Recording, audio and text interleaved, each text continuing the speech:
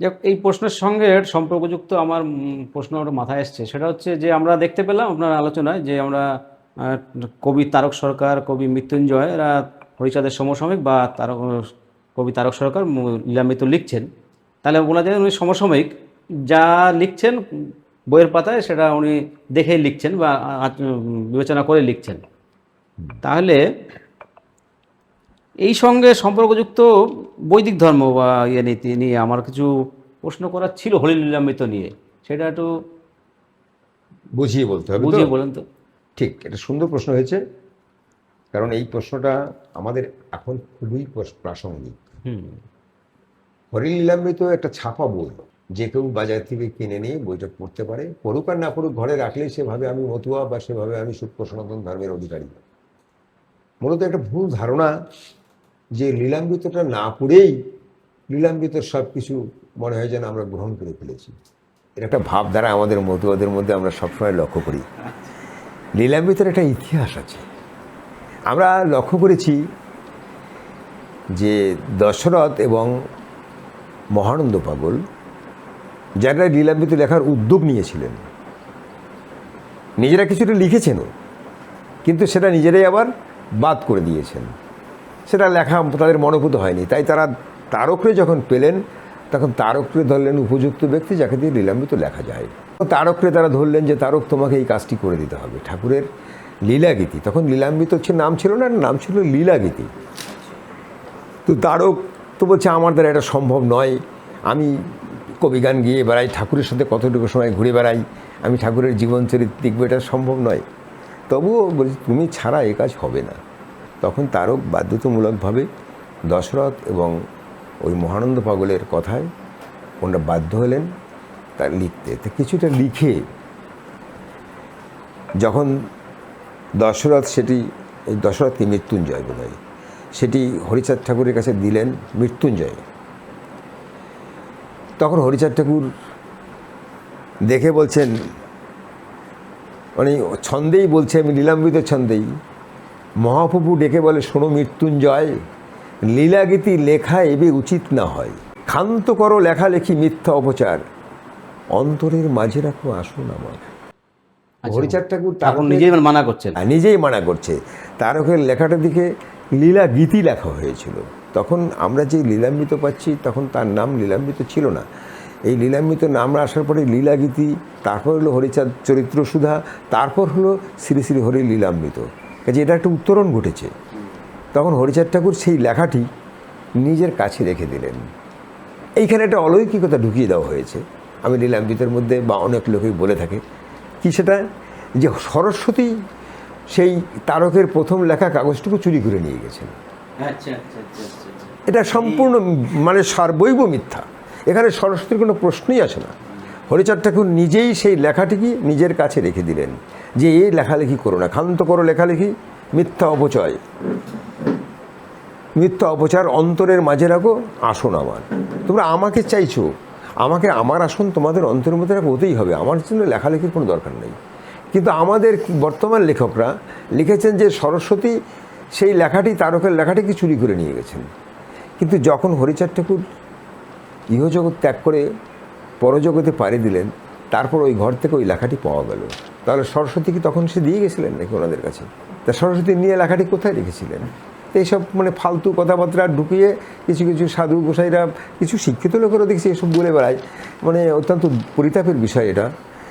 তারপরে সেই লেখাটা আবার পাওয়া গেল হরিচাঁদ ঠাকুরের পরে, এবং সেটা নিয়ে পরবর্তীকালে তারক সরকার লীলামৃত লিখলেন।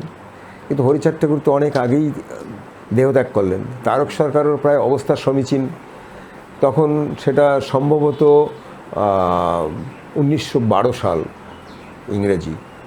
সেই সময় তারক সরকার গুরুচাঁদ ঠাকুরকে গিয়ে বললেন যে ঠাকুর, আমি এত কষ্ট করে হরিচাঁদ চরিত্র সুধা লিখলাম, যেটা লীলাগীতি পরে চরিত্র সুধা হয়ে গেছে, তো বইটা যদি একটু ছাপার অক্ষরে দেখে মারা যেতাম তাহলে খুব আনন্দ পেতাম।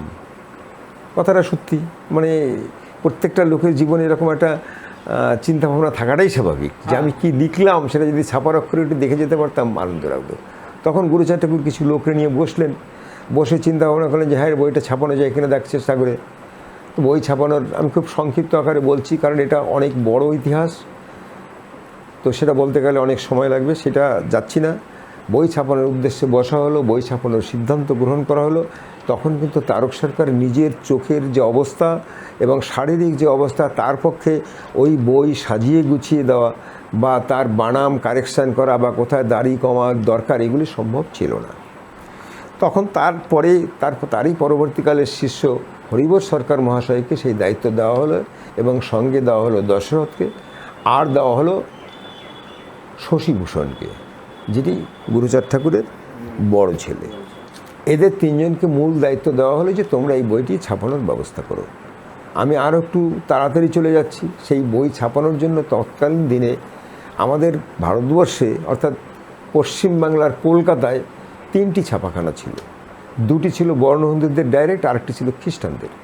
তো খ্রিস্টানদের ছাপাখানায় যখন যাওয়া হলো, তাদের ওই লীলাম্বিতে ইংরেজিতে অনুবাদ করে দিতে হবে, সেটা লন্ডন যাবে। লন্ডন যে ওই ইংরেজি লীলাম্বিত দেখবে যে এটা ছাপা যায় কিনা, অনুমোদন দেবে, তারপর এখানে বাংলায় ছাপা হবে। সেটা অত্যন্ত ব্যয়সাধ্য ব্যাপার এবং সময় সাপেক্ষ ব্যাপার, সেই দিকটা আমরা গেলাম না। আরেকটি ছাপাখানা পরিষ্কার বলে দিয়ে যে আমরাও তোমাদের ওসব বই ছাপাবো না। পরে সিদাম্মদি লেনে সপ্তসতী স্মৃতি সমিতি বলে একটি শাস্ত্র প্রচার সমিতি ছিল, শাস্ত্র প্রচার বলতে গেলে শাস্ত্র ছাপাখানা ছিল। সেই ছাপাখানার সাথে এরা দেখা করলেন কে? হরিবোস সরকার মহাশয়। হরিবোস সরকার মহাশয় দেখার পরে বললেন যে দেখো, এটা রবীন্দ্রনাথ এই বঙ্কিমচন্দ্র চট্টোপাধ্যায়ের একটা শাস্ত্র প্রচার সমিতি আছে, তাদের অনুমোদন না হলে আমরা এই বই ছাপাতে পারবো না। তার মানে আগে অনুমোদনের প্রয়োজন, অনুমোদন হবে তারপর আমরা বই ছাপাবো। তো সেই ক্ষেত্রে আমরা দেখতে পাই যে কিছুটা কথা আমি কবিতার ছন্দে বলছি। তো এই মুহূর্তে কি করা উচিত, সেই জন্য হরিবোস সরকার কি করলেন, তিনি ওই শাস্ত্র প্রচার সমিতি যাদের অনুমোদন না হলে এই বই ছাপা হবে না, তাদের কাছে বইয়ের পাণ্ডুলিপি দিলেন।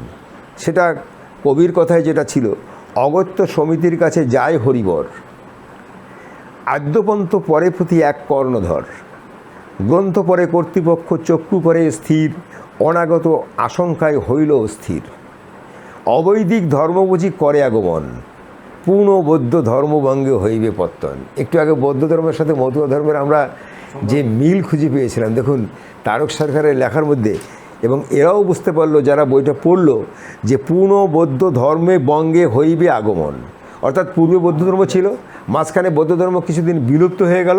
সেটা কাদের জন্য গেছে, যে প্রতিবিপ্লবটা তৈরি হয়েছিল তার সাথে বৌদ্ধ ধর্ম পারেনি, তাই তাদেরকে বিপ্লবে হার মেনে সরে যেতে হয়েছিল। কিন্তু আবার এই পুস্তকের মধ্যে আমরা সেই বৌদ্ধ ধর্মের এই পত্তনের একটা ইঙ্গিত দেখা যায়। তার পদধ্বনি শোনে গ্রন্থের ভিতরে, নিষেধাজ্ঞা করে জানি গ্রন্থ ছাপিবারে। যখনই দেখলো যে আবার বৌদ্ধ ধর্ম বঙ্গে আগমন করবে, এই বই যদি ছাপানো হয় তাহলে বই ছাপানো যাবে না।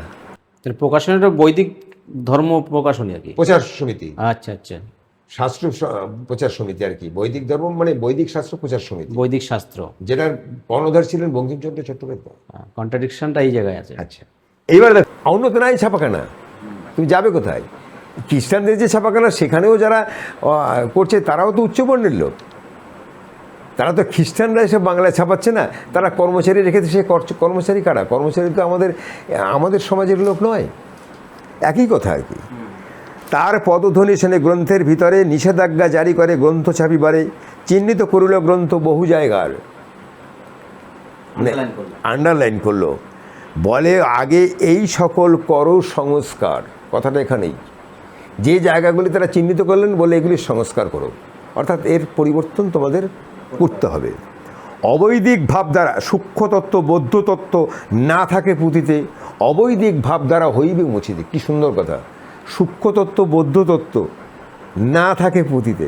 তার মানে আমরা এটা বুঝতে পারি যে তারক সরকারের লিখিত যে আমরা পাণ্ডুলিপি ছিল বা যে হরিচাঁদ চরিত্রসুধা ছিল, তার ভিতরে সূক্ষ্মতত্ত্ব বৌদ্ধতত্ত্ব হিসেবে দেওয়া ছিল। এবং অবৈদিক ভাব দ্বারা হইবে মুছিতে, আমরা একটু আগে বলেছি যে কুকুরের উচ্ছিষ্ট প্রসাদ পেলে খাই, বেদ বিধি শৌচাচার নাহি মানি তাই। এই বেদ বিধি যারা না মানে তারা তো অবৈদিক ভাবধারার লোক। যে বেদ বিধি না মানলে হিন্দু ধর্মের যে কালচারটা আমরা বর্তমানে দেখতে পাই, সেই কালচারের বিপক্ষেই কথাবার্তা বলা হয়েছে সম্পূর্ণ। তো হরিচাঁদ ঠাকুর এটা যখন ঘোষণা দিয়েছেন, সেখানে তারক তো অবৈদিক ভাবধারায় লিখবে নেই, এটা নিঃসন্দেহে বলা যেতে পারে। তোমাদের হরিচাঁদ ধরে অবতার, রামকৃষ্ণ শ্রী গৌরাঙ্গে করো সংস্কার। মজাটা এখানে, হ্যাঁ, তোমাদের হরিচাঁদ ধরে অবতার, রামকৃষ্ণ শ্রী গৌরাঙ্গে করো সংস্কার। পূজা পাবে, ভোগ পাবে, তবে হরিচাঁদে, এইভাবে বেঁধে দিল বৈদিক পদে। লীলাম্বিত কোথায় চলে গেল? এরা যখন চিহ্নিত করে দিল যে গ্রন্থের এইগুলি বাদ দিতে হবে। মজার ব্যাপারটা কি দেখুন, এ তো একবার না, এ 4 বার। সেখানে কি হলো, আমরা তাই পরবর্তীকালে কি মজার জিনিস দেখতে পাচ্ছি। এখানে বলছে শ্রীমৎ হরিবর সরকার মহাশয়ের 4 বার এই বইটি লেখার পরেও শ্রী শ্রী হরিলীলাবিদের 5ম বারের প্রয়োজন হয়ে দেখা দিল। তখন হরিবর সরকার মহাশয় ভালো করে দেখতে পাচ্ছেন না এরকম। তারপরে যাদব সরকারকে আর কেন হলো, হরিবরের ভাইপো। আচ্ছা, তো এখানে আমরা দেখতে পাই হরিবর বাই জেনারেশন চলে আসছে, হ্যাঁ, বই ছাপা হচ্ছে না। দেখো, হরিবর্ষার পূর্বেতে লিখিত, লেখক যাদব হলো তস্য বংশজাত। হরিবর্ষ যাদবের হন খুলল তাত, পুনর্বার এই গ্রন্থ তার করাঙ্কিত। তাহলে কবার হলো? আগে দেখো, আগে কি বলছে যে হরিবর সরকার লিখেছে যে হরিলীলামৃতের 229 পৃষ্ঠার লেখা আছে যে বর্ণাশুদ্ধি সংশোধক এই হরিবর বহু পরিশ্রম করে লিখে 4 বার। তাই এই তারকের লেখাকে 4 বার সংশোধন করেছে কে? হরিবর সরকার। তারপরে 5ম বার সংশোধন করেছে কে? যাদব সরকার।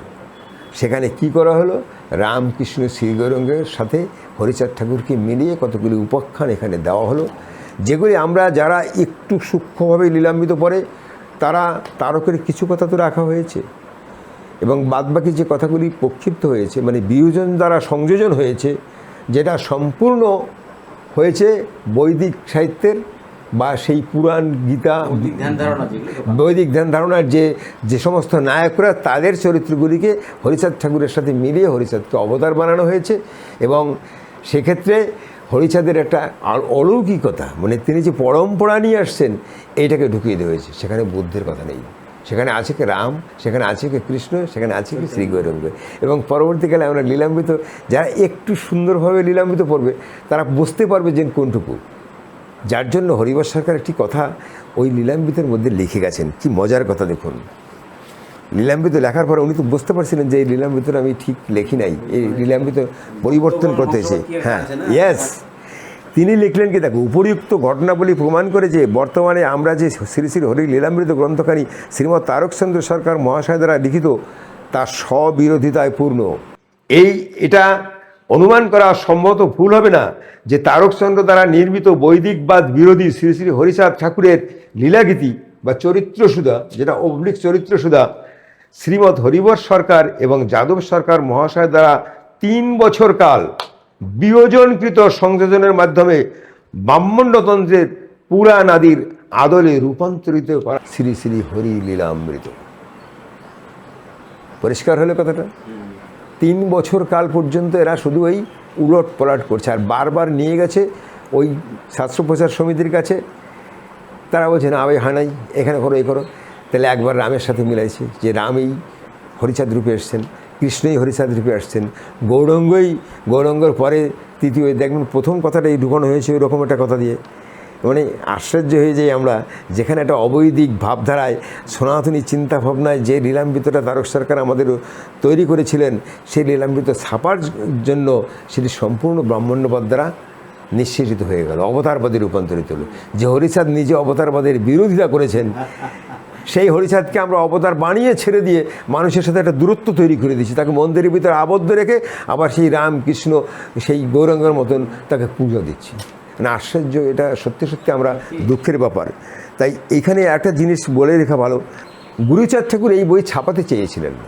গুরুচাঁদ ঠাকুর বললেন 12 পরে 14 সাল আসলো, যে সময় তখন তারকের অবস্থা প্রায় মৃতপ্রায়। তারক জিয়া গুরুচাঁদ ঠাকুরকে খুব অনুনয় বিনয় করলেন যে আপনি যে কোনো উপায়ে একটু ছাপা আমাকে দেন। তখন গুরুচাঁদ ঠাকুর যে ছাপতে গেলে তো অনেক পয়সার দরকার, সেটা পাবো কোথায়? ঠিক দেখো কি এটা মজার ব্যাপার। সে সময় গোপাল সাধু বলল যত পয়সা লাগে আমি দেবো। গোপাল সাধুকে সবাই জানে। গোপাল সাধু পয়সার মানে ঠাকুর বাড়ির যা কিছু হয়েছে গোপাল সাধুর অবদান সবচেয়ে বেশি, বিশেষ করে আর্থিক যে অবদানটা সেটা সম্পূর্ণ গোপাল সাধুরই বলা চলে। গোপাল সাধু বললো আমি পয়সা দেবো, পয়সা দিয়ে দিলেন সাথে সাথে 500 টাকা ছাপানোর জন্য। এখন গুরুচাঁদ ঠাকুর এই লেখা দেখে বলছে কি এ ছাপানো যাবে না, সালে 1916 সালে, যে এই ছাপতে গেলে তো মুশকিল হয়ে যাবে। এখন গোপাল বলছে আমাকে বই দাও, আর না টাকা ফেরত দাও। ইতিমধ্যে তারক মারা গেছেন, গুরুচাঁদ ঠাকুর কী একটা বিপদে পড়েছেন। তখন এই গোপালের টাকার জন্য করলে কি কয়েকটা বই ছাপাবি মাত্র, আর ওটা নিজেদের মধ্যে সীমিত রাখবি, তার বাইরে রাখবি না। আর হরিবর সরকারকে বললো যে তুই এই পাণ্ডুলিপিটা রেখে দে, যখন আবার আমাদের ছাপাখানা টানা হবে তখন এই বই, এই পাণ্ডুলিপি ছাপা হবে। দেখো মতুয়ারা অত্যন্ত দুর্ভাগ্য, এদের জন্ম থেকেই দুর্ভাগ্য। কীরকম? হরিবর সরকারের কাছে রাখা হলো তার পাণ্ডুলিপি, বই ছাপানো হয়ে গেল, বই বাজারে প্রকাশ পেল, গুরুচাঁদ ঠাকুর ওই বই চাননি, মন থেকেই চাননি। কিন্তু কী করা যাবে, তার ছেলে তারা নামও পরিবর্তন করে দিল। তখন হরিচাঁদ চরিত্র শুধু রইল না, বা লীলাগীতি রইল না, রইল কি শ্রী শ্রী হরি লীলামৃত হলো। এই লীলামৃত চলে আসলো কি সেই কৃষ্ণ লীলামৃত বলো, চৈতন্য চরিতামৃত বলো, তারই একটা ভাবধারা চলে এসে লীলামৃত হাওয়া হয়ে গেল, মানে এটা হাইজ্যাক হয়ে গেল।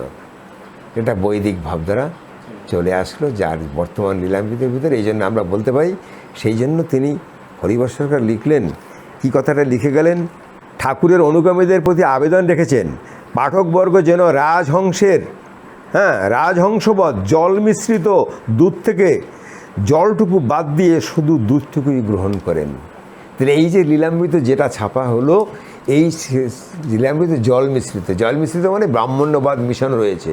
তাই পাঠকবর্গের কাছে হরিবর সরকার বিনীত অনুরোধ রাখলেন যে আপনারা যেমন শুনেছি যে রাজহংস নাকি জল আর দুধ মিশিয়ে দিলে দুধটুকুই গ্রহণ করে, জলটা পড়ে থাকে, ঠিক তেমনি যারা সত্যি পাঠকবর্গ সেই তাদের কাছে অনুরোধ, তারা রাজহংসের ন্যায় যেন এখান থেকে জলটুকু বাদ দিয়ে দুধটুকু গ্রহণ করেন।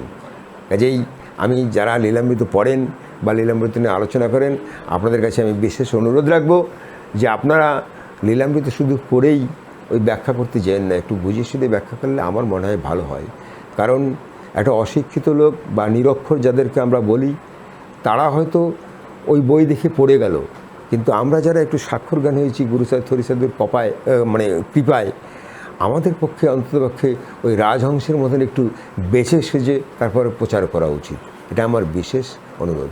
কাজেই যে লীলামৃতটা আমরা পেয়েছি, এটা তারকচন্দ্র সরকার লিখিত লীলামৃত বলা হয় শুধু একটি কারণে, যেহেতু তার শুরু করেছিলেন তারকচন্দ্র সরকার।